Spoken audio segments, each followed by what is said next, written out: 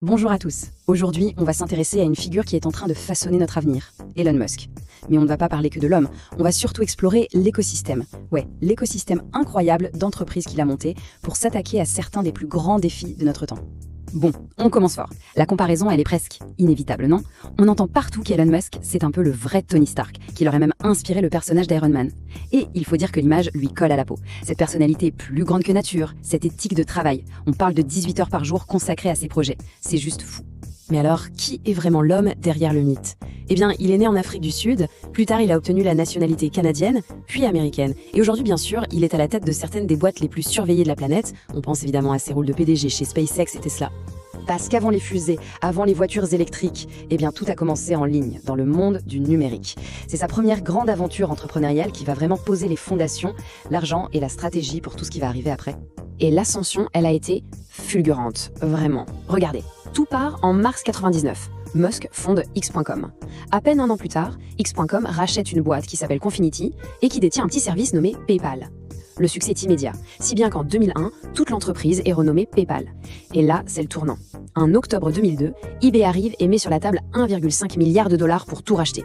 Et voilà le chiffre clé. Sur ce milliard et demi, la part personnelle d'Elon Musk, c'est 180 millions de dollars. Une somme colossale. Mais attention, pour lui, ce n'était pas du tout une fin en soi. Non, c'était le carburant, le capital de départ pour lancer ses ambitions les plus démesurées. Et des ambitions, il en avait. Avec cet argent, il ne va pas lancer une, mais bien deux révolutions en même temps. L'une qui vise les étoiles, l'autre qui vise nos routes. C'est comme ça que naissent, quasiment en même temps, SpaceX et son implication majeure dans Tesla. Alors là, on peut se poser la question, non? Pourquoi mettre une fortune pareille dans un rêve qui a l'air complètement inaccessible? Aller dans l'espace. La réponse, en fait, elle nous montre toute l'ampleur de sa vision. Alors voilà la mission de SpaceX, et franchement, elle est monumentale. Il ne s'agit pas juste de mettre des satellites en orbite, pas du tout. Le vrai but, c'est de faire de l'humanité une espèce multiplanétaire. Oui, carrément. Avec, en ligne de mire, la colonisation de Mars. Et pour que ça devienne possible, il y a une innovation absolument clé, développer des fusées réutilisables, pour faire chuter, mais vraiment chuter, les coûts d'un lancement.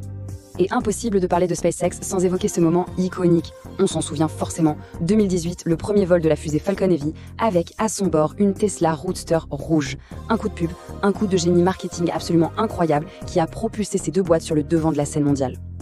Ok, passons maintenant à la deuxième révolution. Et au fond, c'est un peu la même question qui se pose. Pourquoi s'attaquer de front à un géant comme l'industrie automobile? Surtout avec des voitures électriques qui, à l'époque, étaient vraiment un tout petit marché de niche. Et la stratégie de Tesla, que Musk a expliqué lui-même, elle est en fait brillante simplicité. Étape 1, on construit une voiture de sport très chère, super désirable, le Roadster. Le but, financer la suite. Étape 2, avec les bénéfices, on développe une berline plus abordable, la Model S. Et étape 3, avec les profits de la Model S, on peut enfin créer une voiture pour le grand public, la fameuse Model 3. Mais ce qu'il faut bien comprendre, c'est que la mission va bien au-delà de simplement construire des voitures. Le vrai projet se dessine quand on relie Tesla à SolarCity, une autre de ces entreprises spécialisées dans les panneaux solaires. Et là, tout devient clair. La vision globale, c'est d'accélérer la transition du monde entier vers une énergie durable. Le but ultime, c'est de lutter contre le réchauffement climatique. Mais attention, l'écosystème ne s'arrête pas là. Pas du tout. Une fois que ces deux piliers, SpaceX et Tesla, sont bien solides, Musk va s'attaquer à d'autres problèmes. Des problèmes tout aussi fondamentaux, mais cette fois bien ancrés sur Terre. Et là arrive l'idée de l'Hyperloop. C'est sa solution pour, encore une fois, tout révolutionner, mais dans le transport terrestre. Le concept est fou. Imaginez un train dans un tube où on a fait quasiment le vide, propulsé à près de 1200 km/h. C'est plus rapide qu'un avion de ligne. Et le tout, alimenté à l'énergie solaire. L'idée, c'est de rendre les voyages entre les grandes villes beaucoup plus rapides et bien plus écolos. Ensuite, il y a The Boring Company. Et l'histoire dit que l'idée lui est venue alors qu'il était bloqué, complètement frustré, dans les embouteillages de Los Angeles. Son idée, c'est simple. Creuser un immense réseau de tunnels sous les villes. Les voitures descendraient, seraient placées sur des plateformes électriques et fileraient à haute vitesse loin du trafic. C'est une tentative, c'est clair, très audacieuse pour repenser de A à Z la mobilité dans nos villes. Et là encore, on retrouve son approche, disons, pas très conventionnelle. C'est devenu sa marque de fabrique. Pour trouver de l'argent et faire parler du projet, The Boring Company a fait quoi? Ils ont vendu des milliers d'appareils nommés avec beaucoup d'ironie, pas un lance-flamme. Un coup marketing complètement dingue, mais qui a super bien marché. On continue avec Neuralink, et là on entre peut-être dans son projet le plus futuriste, le plus SF. L'objectif, c'est de créer des interfaces cerveau-machine. L'idée, à terme, c'est de permettre une sorte de fusion entre l'intelligence humaine et l'intelligence artificielle. Alors bien sûr, les premières applications sont médicales, pour aider à traiter des maladies neurologiques graves. Mais la vision long terme, elle pourrait carrément redéfinir ce que ça veut dire être humain. Et enfin, OpenAI. Il a cofondé cette organisation qui est aujourd'hui, on le sait, au cœur de la révolution de l'IA. À la base, la mission était simple mais cruciale. S'assurer que si on arrivait à créer une intelligence artificielle générale, elle soit développée de manière sûre et qu'elle profite à toute l'humanité. Le tout avec une approche qui se voulait ouverte et collaborative. Donc quand on prend un peu de recul et qu'on regarde tout ça, on comprend que ces entreprises, ce ne sont pas juste des projets lancés au hasard les uns à côté des autres. Pas du tout. Elles forment un véritable écosystème, quelque chose de très cohérent, une vision intégrée de l'avenir où, en plus, les avancées de l'une peuvent aider les autres.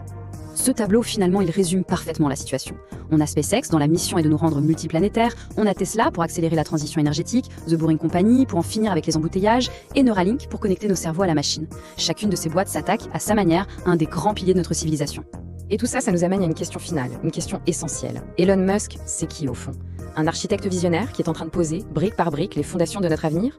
Ou alors un entrepreneur certes brillant, mais aussi très controversé, dont les ambitions sont parfois tellement énormes qu'elles semblent dépasser la réalité? La réponse, eh bien, elle n'est pas encore écrite. En fait, elle est sans doute en train de s'écrire, là, juste sous nos yeux.